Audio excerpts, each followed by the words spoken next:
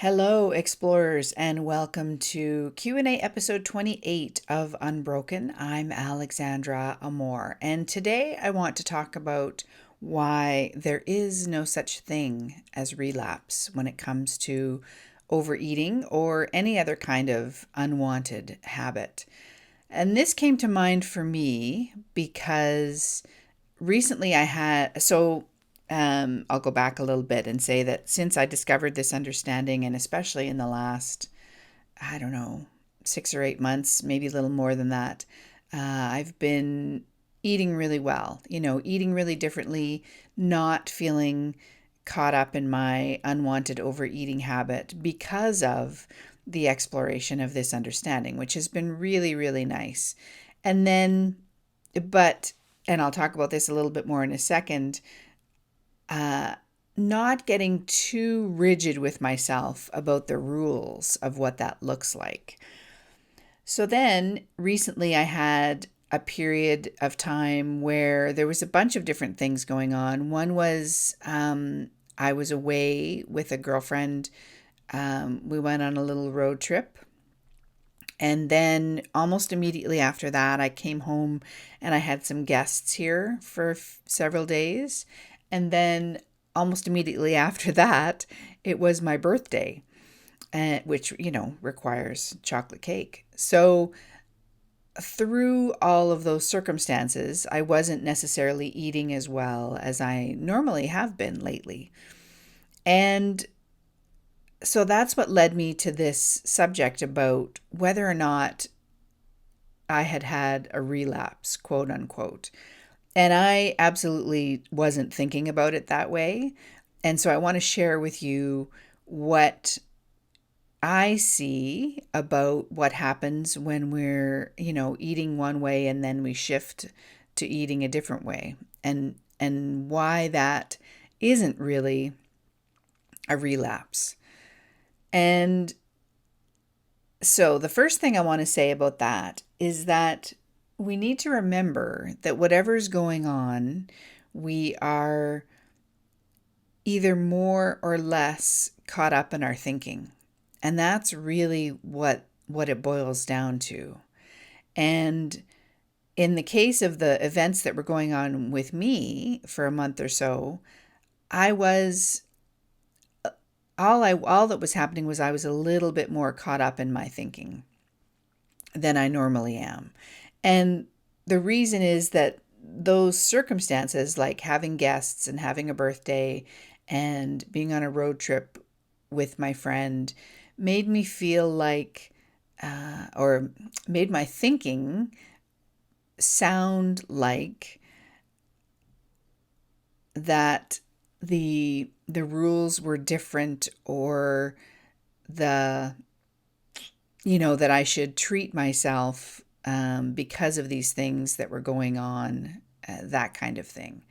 And I saw it as it was happening, and I decided that that was okay. That was what was going on in that moment, and I wasn't going to add a whole bunch more thinking onto what was already happening by beating myself up and being kind of down on myself about what was going on, and um, holding really tightly to any kind of rules that I had set up for myself. So then, when all those circumstances were over, what I noticed was that I just bounced right back to eating in the sort of more healthy way that I've been doing for the last, like I said, 9, 10, 12 months.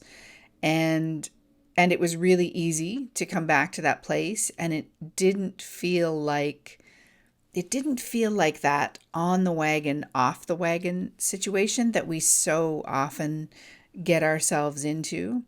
And that brings us to another really important point about this conversation, is that when we do hold ourselves really strictly and rigidly to an on the wagon or off the wagon situation, I see now, looking back, that what that is is we're layering a whole bunch of thinking onto what's already there about our overeating habit or our other unwanted habit. And that doesn't help. In a recent episode, I talked about the metaphor of a snowball and having it roll downhill and how it gathers up more snow as it goes, and talked about how that's a metaphor for our thinking. And so this is a perfect example of that metaphor in real life, in a real circumstance, and something that was going on for me around eating. So the choice that I made, I could see that the snowball for me, the thinking about what I was eating and what I wasn't eating and that kind of thing was there.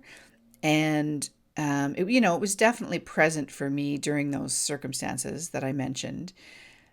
And what I consciously chose to do was not roll that snowball downhill.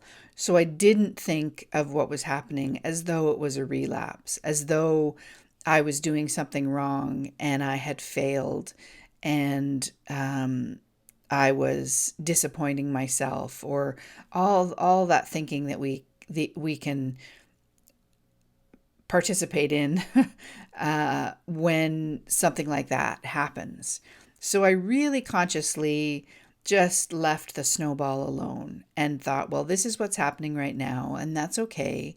And probably when I get back to my normal life and things have settled down a little bit and I'm a little bit more in control of what I can eat and what's happening, then I'll shift back, to the way that I prefer to eat now, which is a much healthier way.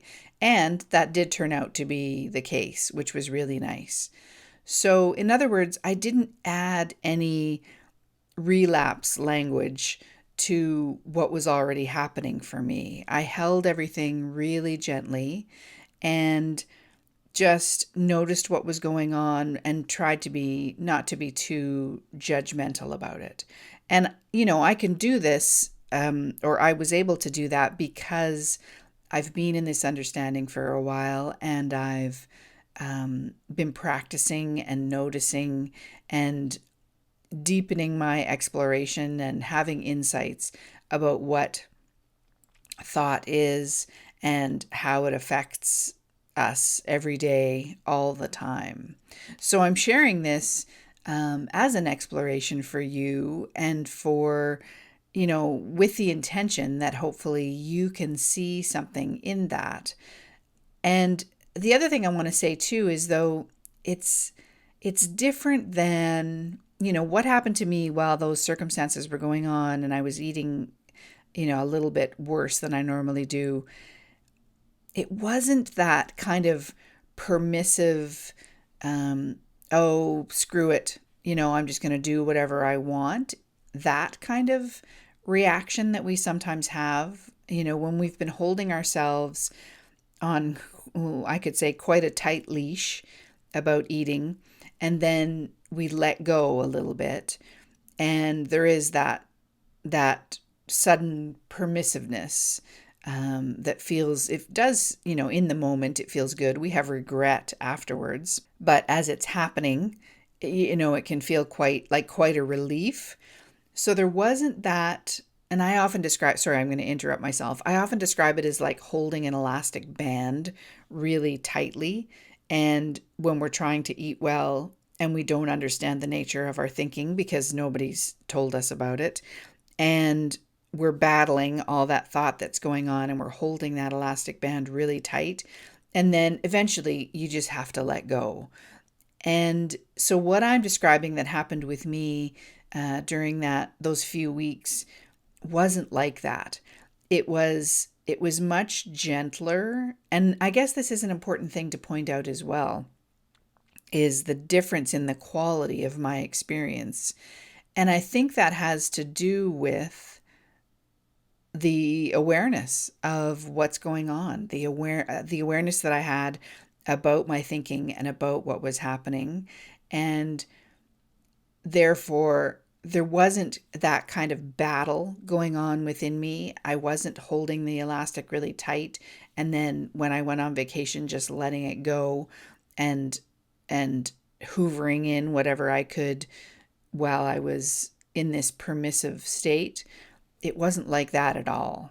And I think when we talk about relapse, where we're that's what we're pointing to, is that extreme reaction to something. And instead, this was just a very gentle shift, I guess I would say. I'm not quite sure how to describe it, but there was definitely a very different quality to what was going on for me. And again, it just all boils down to the fact that I was and am aware of my thinking and aware of the nature of thought and aware that I am not my thinking and all the things that we talk about on this podcast and throughout this understanding. And there's one other thing that I want to mention, and that is this metaphor that I first heard from Dr. Amy Johnson. And so I'm going to add that to this discussion because I think it might be really helpful to see this, what I've talked about, in a slightly different way as well. So in the introduction to Amanda Jones's book, Uncovery, Dr. Amy Johnson did the introduction. And it was there that I first heard her describe our thinking like a river. And that when we get really caught up in our thinking, it's like we go down to that river that's flowing through us all the time. Sometimes the river's clear, sometimes it's murky, sometimes there's stuff floating through it, sometimes there isn't. And when we're really caught up in our thinking, we go down to that river with a bucket and we scoop some of the water out, and then we carry that around with us all day long. And in that bucket, there could be leaves and sticks and all kinds of stuff. So we get caught up in the nature of, or the content, I guess that's a better word, the content of what's in that bucket. And that's where our focus goes. Whereas when we're able to take a step back and see the nature of thought as a whole, what we see is that river. And we don't need to get caught up in any of it at any given moment. Like I said, it's moving and flowing all the time, and it's changing. And sometimes it's a rushing river, really going fast, and there's lots of spray being churned up and lots of whitecaps on the water and all that kind of stuff. And then other times it's really calm and peaceful and there's not a lot going on.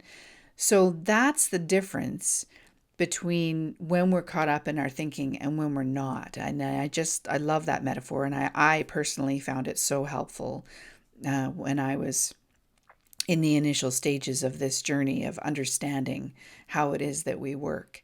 So I wanted to share that again, because that's a really good way to look at what's happening when we're, maybe we have been eating really well and then that falls away and we're eating in a way that's not quite as ideal for us.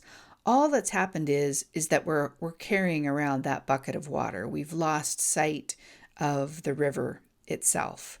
So I hope that one of those metaphors in there that I've shared today is helpful for you and that you're doing well. And I will, that's the end of this episode. So I will see you again next week. Take care, and I will talk to you soon. Bye.